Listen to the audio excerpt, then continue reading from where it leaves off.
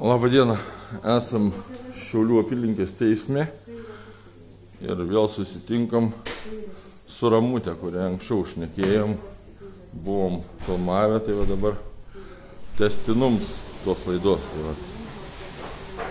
Čia tokia nuomonė išreikšta. Aš pats taip pat savo nuomonę turiu, nes Lietuvoje teismai teisingumą nelabai vykda. Fabrikuoja bylas, sodina nekaltus žmonės į kalėjimus, į psichiatrinės ligoninės ir tai turėtų būti sustabdyta. Todėl ir mūsų pareiga visiems bendrom jėgom stabdyti teisinį banditizmą Lietuvoje. Ramutė, gal prisistatykit, gal ne visi žmonės prisimins. Esu Ramutė Vaitekūnienė iš Pakruojo rajono Balsių kaimų. Ir papasakokit trumpai dabar, kaip čia išsirutuliavo, kas čia do procesai vyksta. Kadangi prokurorai ir teisėjai padarė tiek daug aferų, tai yra nusikalstamų veikų, kaip sakant, tai tiesiog, kad jų padaryti nusikaltimai nebūtų išaiškyti, tai geriau senutė Ramutė Vaitekūnienė, 70 metų, paguldyti į psichiatrinę ligoninę, prileisti vaistų ir numarint, kad nieks nesužinotų jų aferų. Ir dabar jau buvo padaryta nepakaltinama Panevėžio ekspertų diktano Virginijaus ir Eglės Zubrienės. Tai visi gali pasižiūrėti reportažo, kuris buvo atliekamas 2021 metais rugsėjo 22 dieną. Atliko. Ten įsivesti reikia Ramutė Vaitekūnienė, įsako problemas 21 metų rugsėjo 22 dieną, kalbina Laisvo laikraščio žurnalistas Alvydas Vėberis. Po to buvo padaryta nepakaltinama Šiaulių ekspertų, psichiatrijos ekspertų Gintaro Butkaus ir Sandros Brazauskienės. Irgi visi atsisukite prieš tai, įeikite į internetų. Labas rytas. Labas rytas. Ar Lietuva yra teisinė valstybė? Ramutės Vaitekūnienės istorija. Čia yra vieša vieta. Vilmantas Povilaitis, 22 metų, birželio 1 dienos reportažas prie Šiaulių psichiatrijos pastato.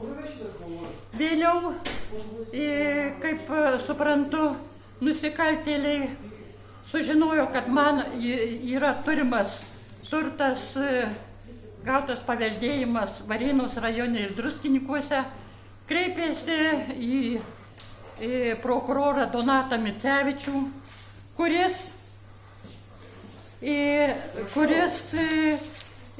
siekė, kad aš būčiau padaryta ir neveiksni, kadangi jau pareiškimas yra paduotas dėl to, kad Ramutės Vaitekūnienės interesų apsaugos tikslais siekia tam saugoti tiek jos pačios, tiek kitų asmenų teisės ir teisėtus interesus.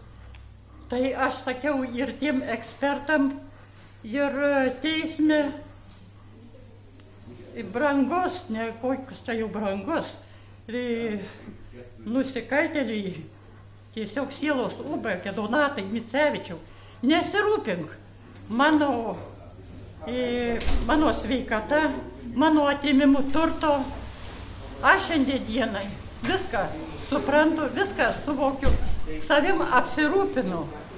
Tu kreipkis ir žiūrėk savo artimų, kad jiem gal labiau reikalinga pagalba, o man, jeigu kada jos reikės, yra nuostabus vaikai, dar turiu ir seseris, broliai. Tiesiog man jokių jūsų pastangų nereikės. Ramutė, Ir dabar, šiandien. atsiprašau, gal kaip patraukiu, gal daugiau papasakot apie tai, ką čia turit. Čia reiškia, jūsų komisijas tos visokias nustatė, jūs neveiksne, o ką jūs dabar gavot va čia? Ir iš kur gavot? Visa laimė, kad laisvo laikraščio žurnalistai davė tokius supratimus, kad reikalinga pas ekspertus būnant padaryti garso įrašą. Nes tik tada bus įrodymai, o jie buvo suklastoję prieš tai, kad reiškia 2004 metais man įvyko avarija, buvo patirta galvos trauma, tie pokyčiai vystės ir nuo 2010 metų aš jau pasidariau neadekvati, nesiorientuojanti ir nieko nesuprantanti. Tai buvo padarytas garso įrašas, buvo visi įrodymai į galvą per šviestą,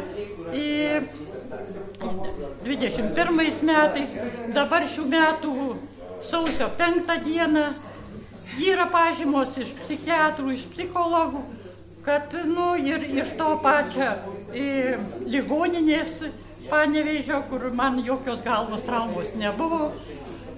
Ir kreipiau su ieškiniu dėl ekspertų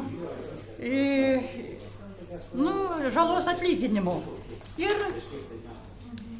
24 metų šiemet vasario 8 dieną, visiškai neseniai, į Vilniaus apygardos teismą teisėja Loreta Braždienė, ačiū jai, priėmė ir nurodė, kad ekspertizės aktas teismo psichiatrijos dalyje, kurią atliko teismo psichiatrijos ekspertai Mantas Juodakys ir Aurelija Survilaitė, yra melagingas ir netitinka gydymo įstaigose esantiems dokumentams.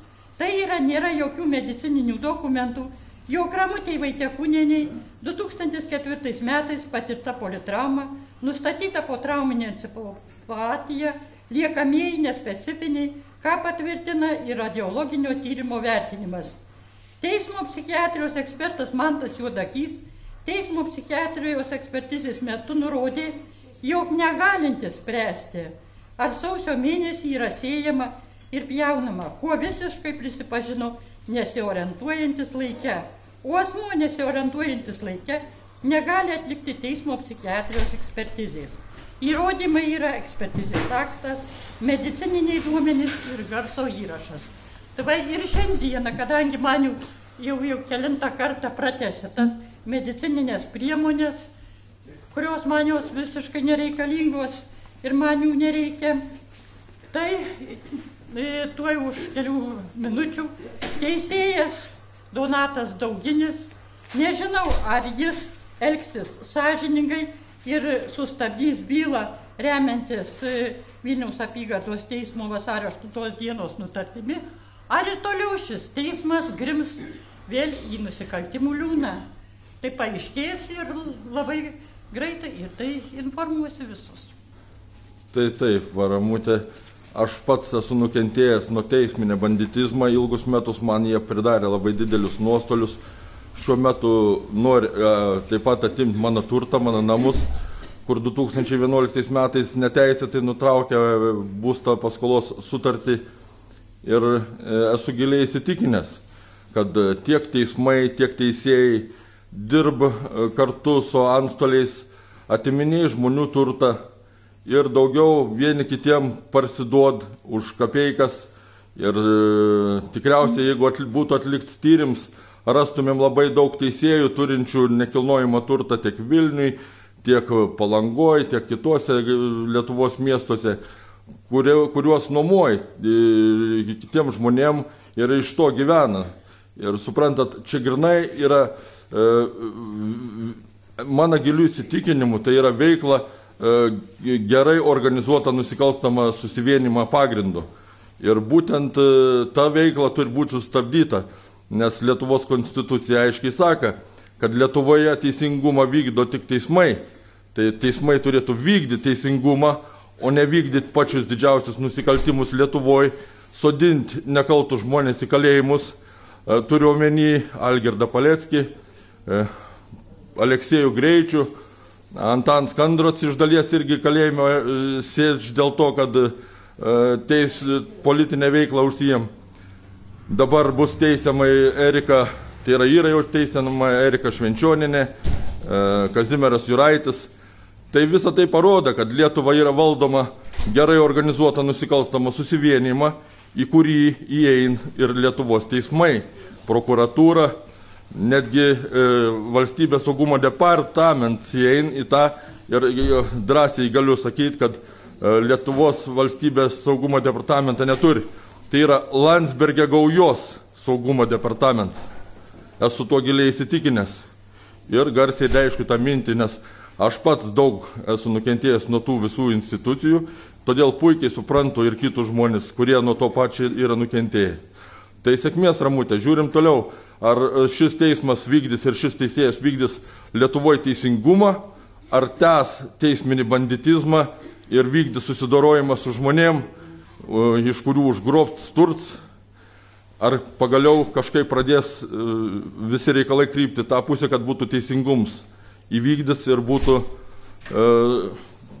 aš manau, kad jums ir turtinė, ir neturtinė žala turėtų būti priteista ir atlyginta.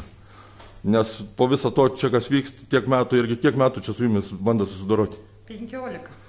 Tai va, man irgi virš 20 metų bando susidoroti, vyks baisus dalykai. Tai mūsų pareiga irgi išsirinkti prezidentą, todėl dabar galvoju, kad mums visiems reikėtų susitelkti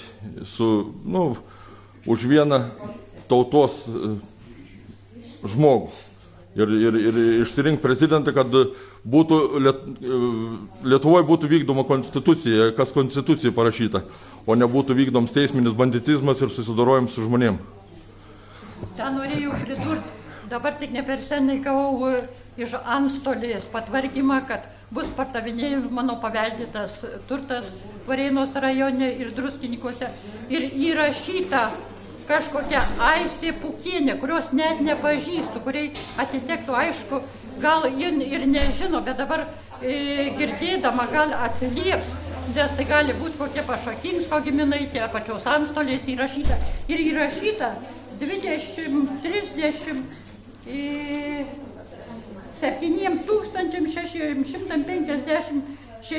eurams. Gimus 89 metais, gegužės 10 dieną.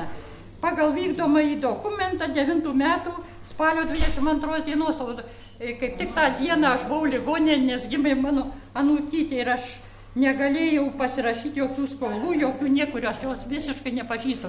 Tai jeigu jin girdės, tegu atsiliepia ir kreipias pas Vidmantų ir praneša, tai gali būti padaryta tiesiog Šimkienės afera, kurin pagal aferas ir gyvena.